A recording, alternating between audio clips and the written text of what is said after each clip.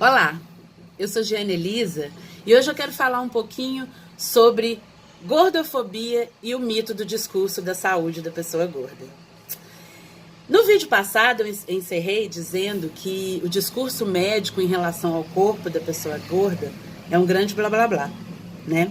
E aí, para poder começar a prosseguir essa conversa, na verdade, a gente precisa pontuar 3 coisas. A primeira coisa é que não tem ninguém do ativismo gordo dizendo que desconsidera que existem situações onde as pessoas podem ser doentes em razão do sobrepeso ou do excesso de peso. Não tem ninguém desconsiderando isso.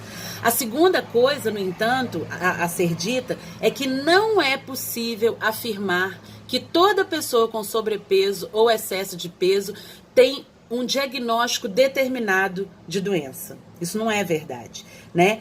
E a terceira coisa, que é uma pergunta, é a gente perguntar por que essa preocupação com a saúde da pessoa gorda sempre está envolvida com discursos de ódio, de depreciação e de hostilidade.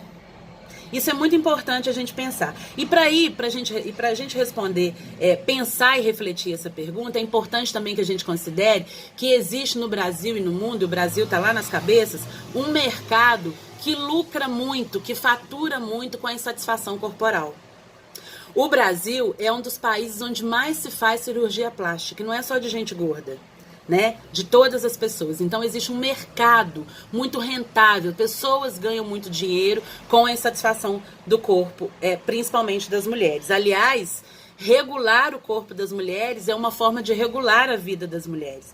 Isso é importante também a gente pontuar. E aí esse mercado, esse pessoal que ganha muito dinheiro, né, com esse discurso, né, de que o corpo gordo é doente, blá blá blá blá blá blá, ele precisa então se utilizar para legitimar esse discurso do discurso da medicina, né? Daquilo que a medicina usa para legitimar. Porque o que a medicina diz atualmente? Que pessoa gorda é pessoa doente, né? E aí a gente volta. Existem pessoas doentes, podem ser doentes em virtude do sobrepeso ou do excesso de peso? Sim, existem pessoas. Agora, é correto dizer que toda pessoa gorda é doente? Não é correto dizer que toda pessoa gorda é doente. Do mesmo modo, não é correto afirmar que magreza é sinal de saúde, né? Afinal, tem gente magra que come muito mal, tem gente magra que é completamente sedentária e tem gente magra, por exemplo, que bebe pra caramba. E bebida, por exemplo, é uma coisa que provoca diversas séries de adoecimentos, inclusive adoecimentos sociais. E se a gente pensasse dessa forma, que todo magro é doente, a gente teria que desconsiderar todas as pessoas magras que são acometidas por diabetes, que são vítimas de infarto, de AVC, de problemas na articulação, né? Porque então todas as pessoas magras são saudáveis, então não teriam problemas com esse tipo de coisa, e a gente sabe que não é isso que acontece, né? E aí dá para perceber então nesse primeiro momento o que eu tô chamando de blá blá blá do discurso médico em relação ao corpo da pessoa gorda? E aí eu queria contar para vocês a história da Sarah Baartman, né? A Sarah Baartman, que era pejorativamente chamada no século XIX de Vênus Hottentote, né? Sarah Baartman vivia na província do Cabo, na África do Sul, e foi levada para Londres, né, para a Europa. E chegando na Europa, ela foi durante anos exibida em circos, em coisas, em rodas desse tipo, porque a Sarah Baartman era considerada por esse grupo de pessoas brancas europeias uma aberração.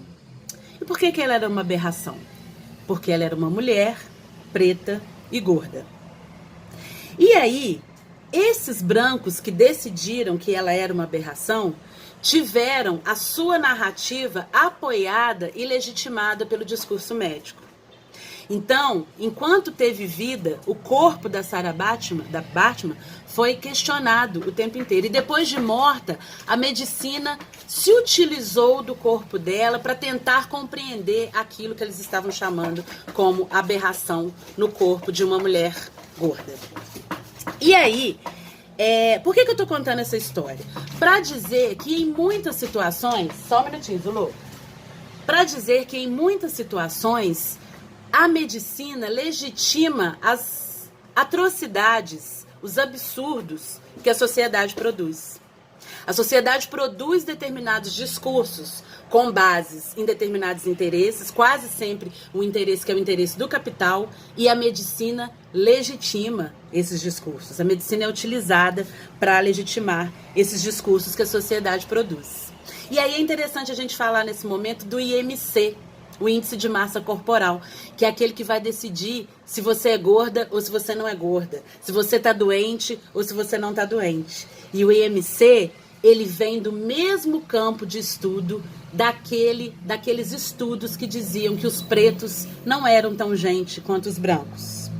A antropometria serviu durante muitos anos para justificar o racismo e para dizer que as pessoas pretas eram perigosas, que as pessoas pretas eram indolentes, que as pessoas pretas eram preguiçosas.